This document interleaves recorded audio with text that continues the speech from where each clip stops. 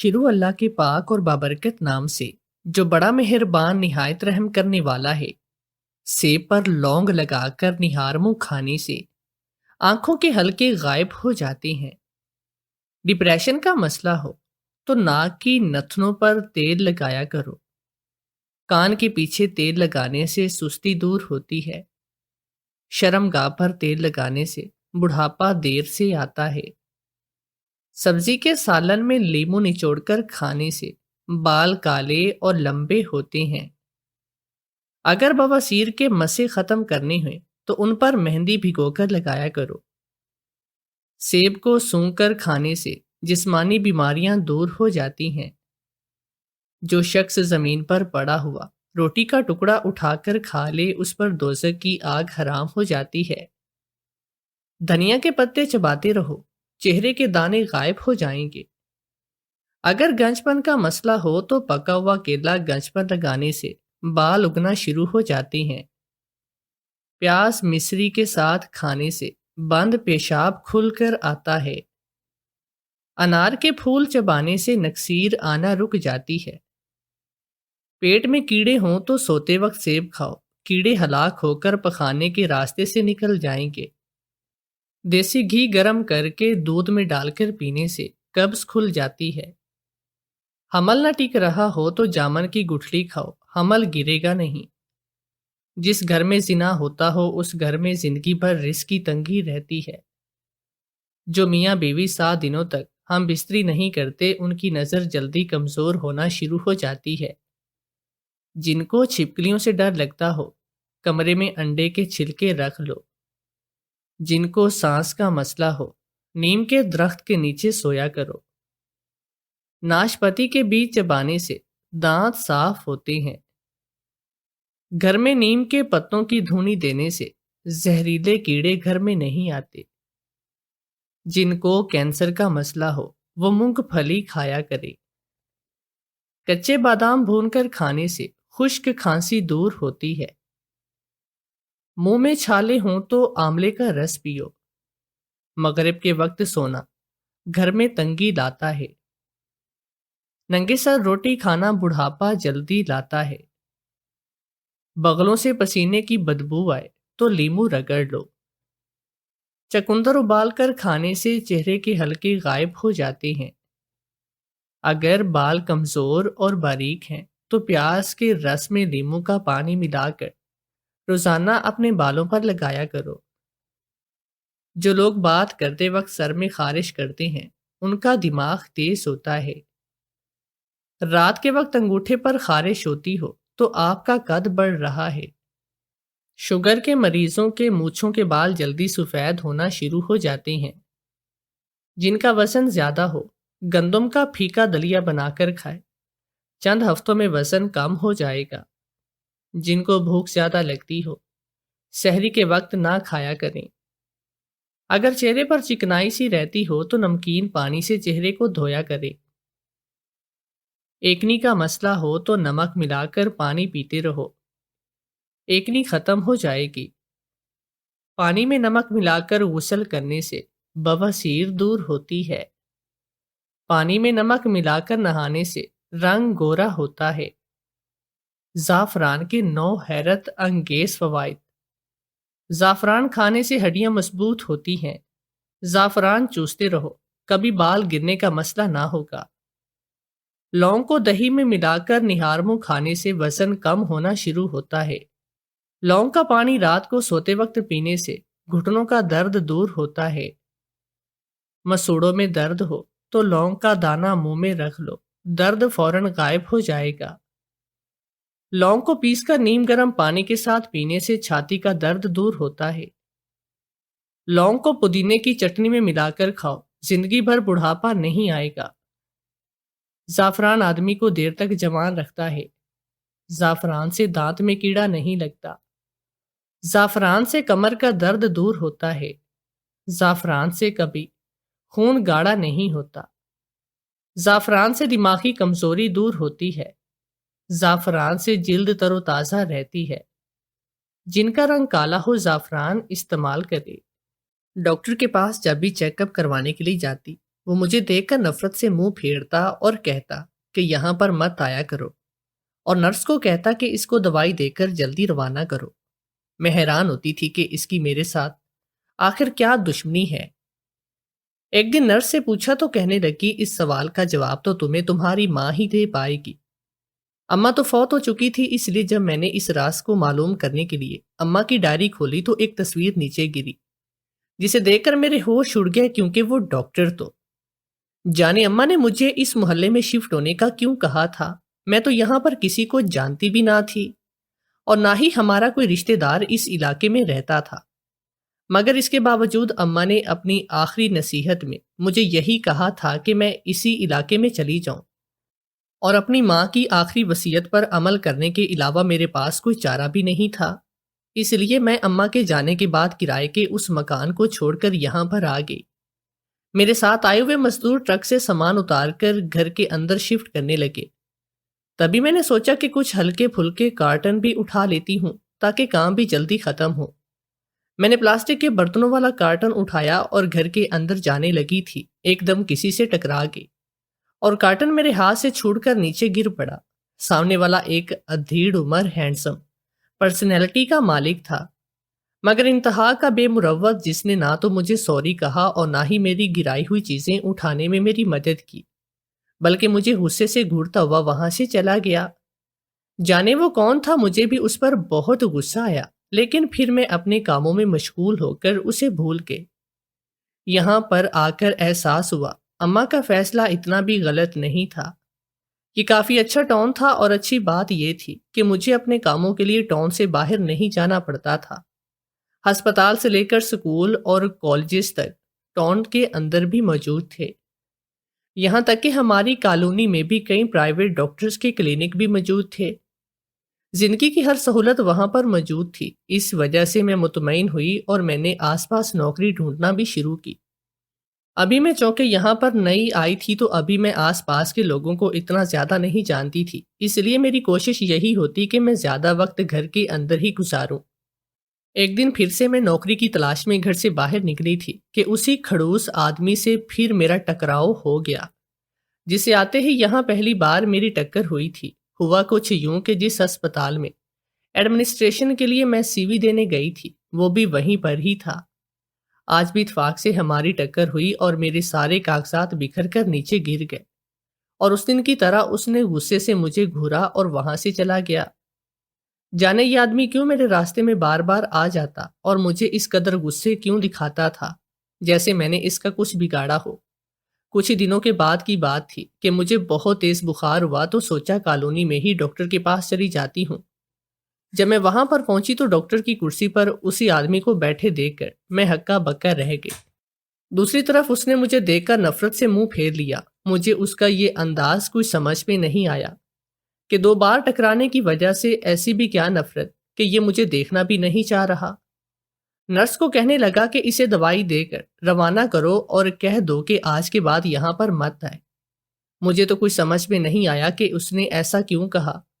عجیب آدمی تھا، نہ میری اسے کوئی جان اور نہ ہی پہچان، پھر بھی ایسے برتاؤ کر رہا تھا کہ جیسے پتہ نہیں ہمارا کتنا صدیوں پرانا تعلق ہو۔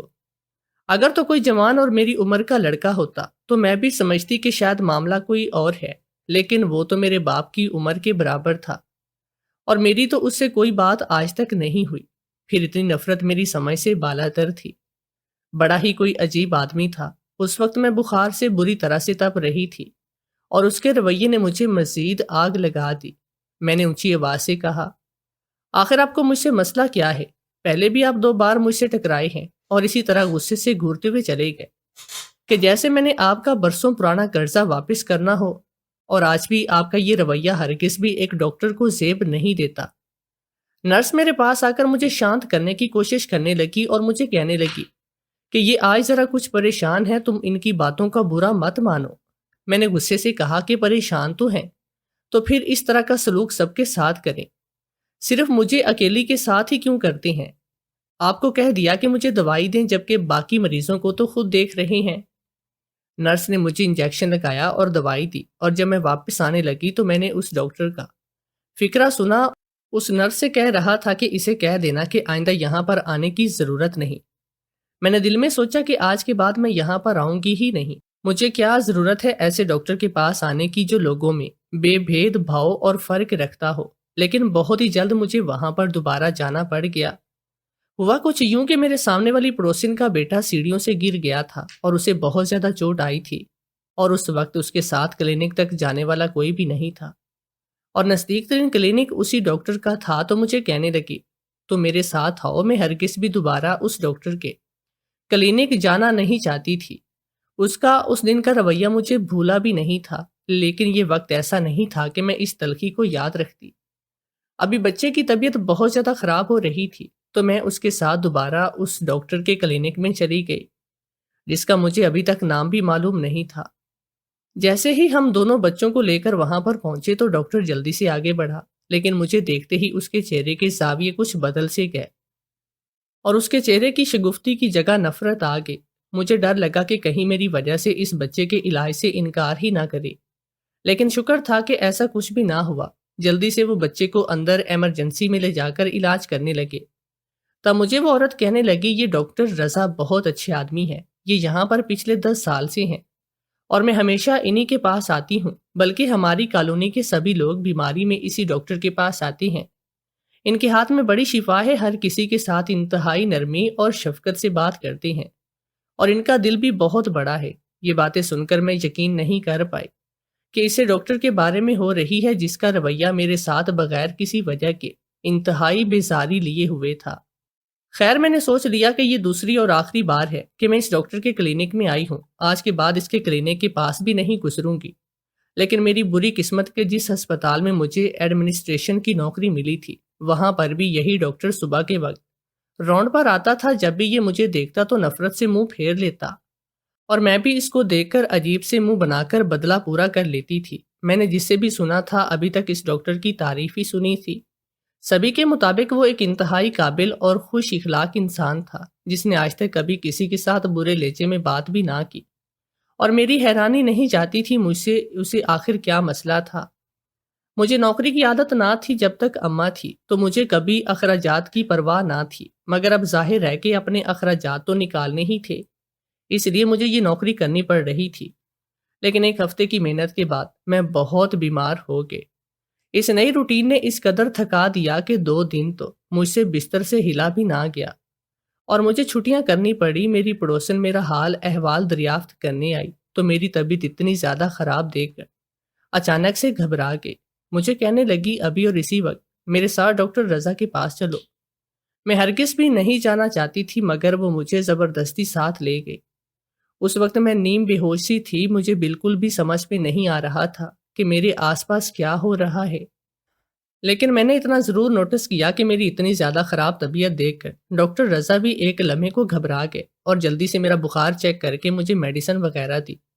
میں اس حالت میں بھی حیران ہو رہی تھی کہ آج مجھ پر اتنا مہربان کیسے ہو گئے، لیکن کچھ بولنے کی سکت نہ تھی۔ خیر، جب میں ٹھیک ہو گئی تو میں نے سوچا کہ مجھے ان کا شکریہ ادا کرنا چاہیے، تو میں دوبارہ سے ان کے کلینک گئی، لیکن اس بار بھی وہی ہوا۔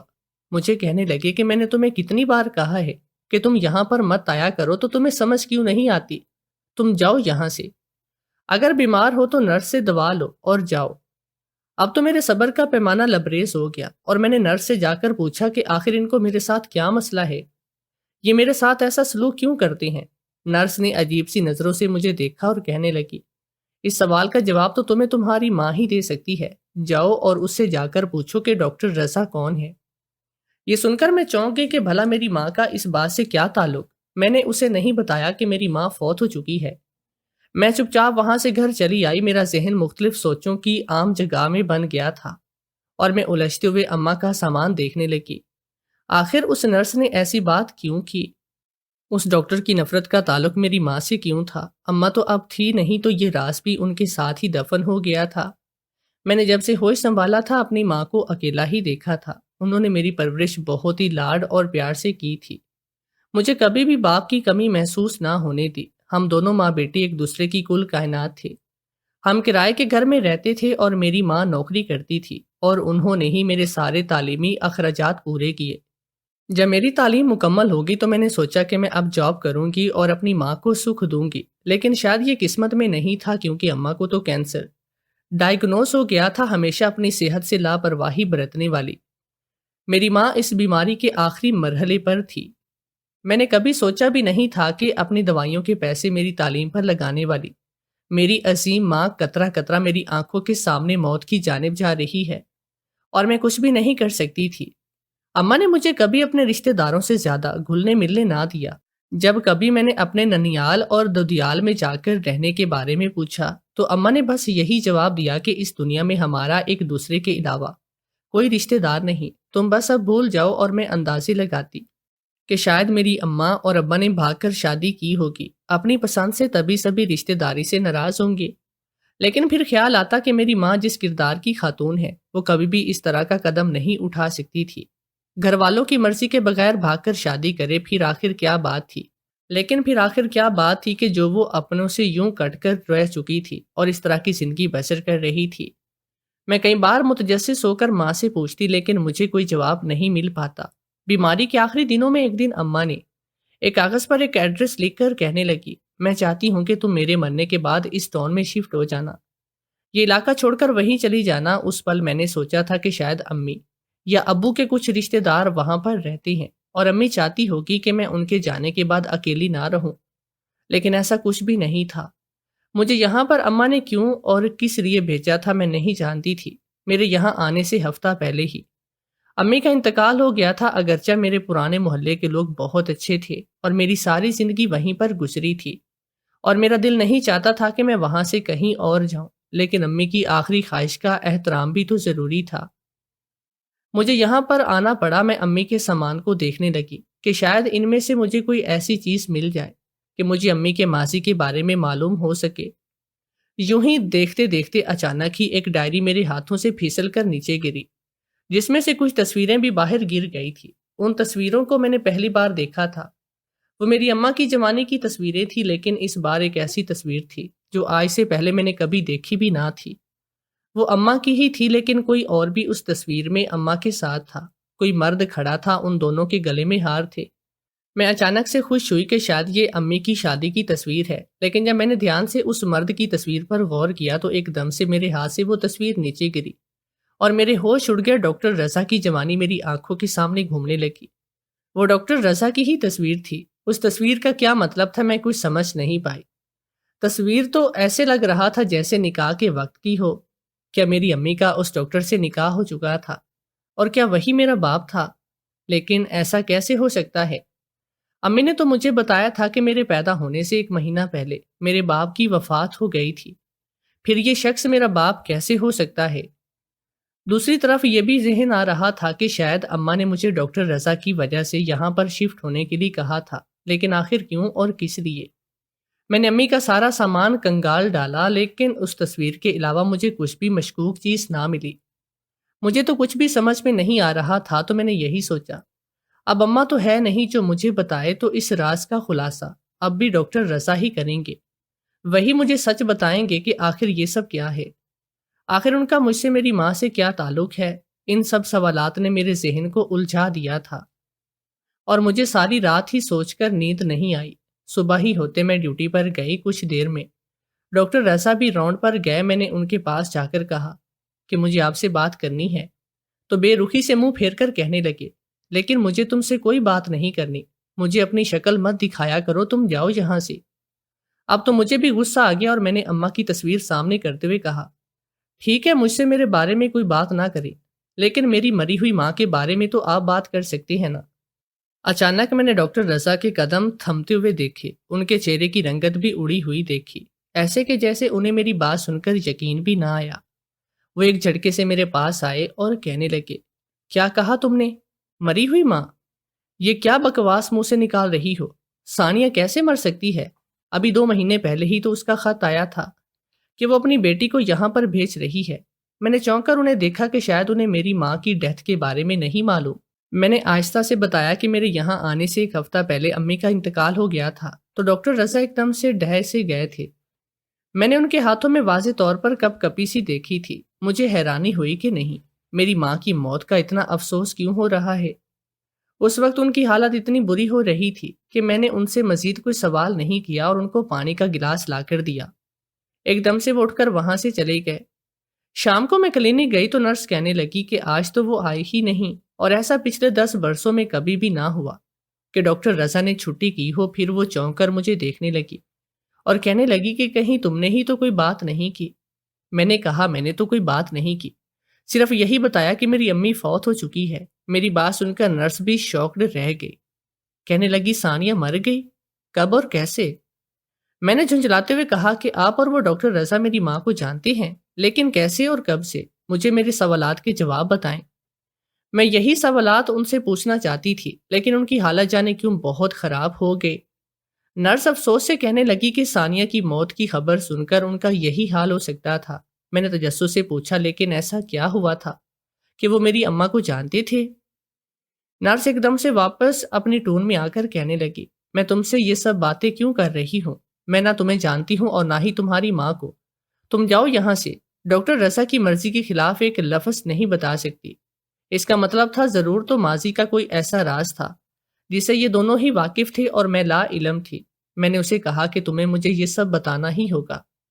تھوڑے اصرار کے بعد وہ مان گئی اور کہنے لگی میں شروع سے ہی ڈاکٹر رضا کی اسسٹنٹ رہی ہوں، پھر میں نے نرسنگ میں ایڈمیشن بھی انہی کے کہنے پر لیا تھا۔ ڈاکٹر رضا ہر لحاظ سے ایک انتہائی شریف اور قابل انسان تھے، لیکن وہ ایک شادی شدہ اور ایک بچے کی ماں سے محبت میں پڑ جائیں گے، ایسا کبھی کسی نے سوچا بھی نہیں تھا۔ جانتی ہوں وہ عورت کون تھی؟ وہ تمہاری ماں تھی۔ انہیں تمہاری ماں سے محبت ہو گئی تھی اور وہ ان سے شادی کرنا چاہتی تھی، لیکن نہ تو تمہاری ماں کے گھر والے مان رہے تھے اور نہ ہی ڈاکٹر رضا کے والدین۔ تمہاری ماں تمہیں باپ کا پیار دینا چاہتی تھی اور وہ بھی ڈاکٹر رضا کو پسند کرتی تھی، اسے شادی کرنا چاہتی تھی۔ بڑی مشکل سے ہی دونوں خاندان کے لوگ مانے تھے، یہاں تک کہ ان کے نکاح کا دن بھی پکا ہو گیا۔ میں تب ان دنوں شہر میں نہیں تھی بلکہ دوسرے شہر اپنی ٹریننگ پر تھی اور مجھے چھٹی نہ ملی تھی، لیکن ان دونوں کے حوالے سے میں بہت زیادہ خوش تھی کہ اچھی بات ہے کہ وہ دونوں اپنی نئی زندگی کا آغاز کر رہی ہیں۔ لیکن بعد میں مجھے پتا چلا کہ نکاح سے پہلے جانے ایسا کیا ہوا کہ سب کچھ ختم ہو گیا۔ اس کے بعد ڈاکٹر رضا اور تمہاری ماں کے راستے جدا ہوئے۔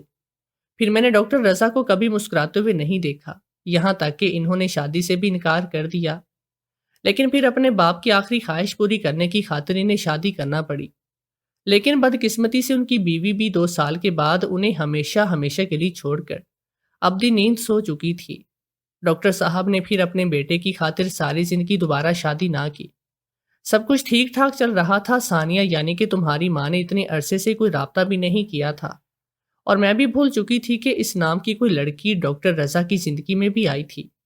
لیکن پھر اچانک 2 مہینے پہلے تمہاری ماں کا خط ملا، جس میں اس نے بس یہی بتایا کہ وہ اپنی بیٹی کو اس ٹاؤن میں بھیج رہے ہیں۔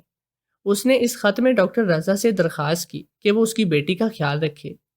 میں جانتی ہوں کہ آج بھی انہیں تمہاری ماں سے پیار ہے، اس لیے وہ تمہاری شکل نہیں دیکھنا چاہتے کہ جب بھی وہ تمہیں دیکھتے ہیں تو انہیں ثانیہ کی یاد آ جاتی ہے۔ تم سے ناراضگی دراصل ان کی ثانیہ سے ناراضگی کا استفاع ہے۔ لیکن اس دن جب تم نیم بے ہوش تھی اور تمہاری طبیعت بہت خراب تھی تو وہ بہت گھبرائے تھے۔ مجھے کہنے لگے کہ اگر اسے کچھ ہو گیا تو میں ثانیہ کو کیا جواب دوں گا۔ میں یہ سب سن کر دنگ تھی۔ محبت کی ایسی کہانی تو نہ میں نے کبھی سنی تھی اور نہ ہی کبھی دیکھی تھی، لیکن بات ابھی بھی ادھوری تھی۔ مجھے یہ جاننا تھا کہ آخر امی اور ڈاکٹر رضا کا نکاح کیوں ہوتے ہوتے رہ گیا۔ کچھ دنوں کے بعد ڈاکٹر رضا نے مجھے اپنے گھر پر بلایا اور کہنے لگے تمہاری ماں نے تمہاری ذمہ داری مجھے دی ہے اور میں ہمیشہ سے تمہارا خیال رکھوں، تو میں چاہتا ہوں کہ تمہیں اپنی بہو بنا لوں تاکہ تم ہمیشہ میری نظروں کے سامنے رہو، تمہاری ماں سے کیا گیا وعدہ پورا کر سکوں۔ تو میں نے کہا کہ ایک شرط پر، میں یہ شادی کروں گی کہ آپ مجھے بتائیں کہ آپ دونوں کا نکاح کیوں نہیں ہوا۔ تو کہنے لگے تمہاری وجہ سے۔ تمہارے دادا اور دادی نہیں چاہتے تھے کہ تمہاری ماں دوسری شادی کرے، اس لیے انہوں نے تمہیں سہارا بنایا اور تمہارے ننھے سے دماغ میں میرے خلاف بہت ہی زہر بھر دیا۔ تب تم نے اپنی ماں کو دھمکی دی تھی کہ اگر اس نے دوسری شادی کی تو تم ہمیشہ کے لیے اپنے دادا دادی کے پاس چلی جاؤ گی۔ تمہاری وجہ سے اس نے مجھ سے سارے رشتے ناطے توڑ لیے تھے، کیونکہ وہ جانتی تھی کہ جب بھی اس نے مجھ سے شادی کی تو تمہارے دودیال والے تمہیں اس سے چھین لیں گے۔ وہ ایسا نہیں چاہتی تھی، یوں ہماری محبت انجام تک نہیں پہنچ سکی۔ میں یہ سن کر رونے لگی۔ مجھے کچھ یاد آنے لگا۔ تب میں شاید 7 یا 8 برس کی تھی۔ میری وجہ سے میری ماں اپنی محبت سے دور ہو گئی تھی اور ساری زندگی اس نے مجھے کبھی جتایا بھی نہیں تھا۔ میں ہرگز بھی ڈاکٹر رضا کے لائق، فائق اور قابل بیٹے کے لائق نہیں تھی، لیکن پھر بھی انہوں نے مجھے اپنی بہو بنایا اور میں نے ان کا دل رکھنے کی خاطر یہ شادی کی۔ مجھے امید تھی کہ میری ماں کی روح کو اس فیصلے سے ضرور خوشی ہوئی ہوگی۔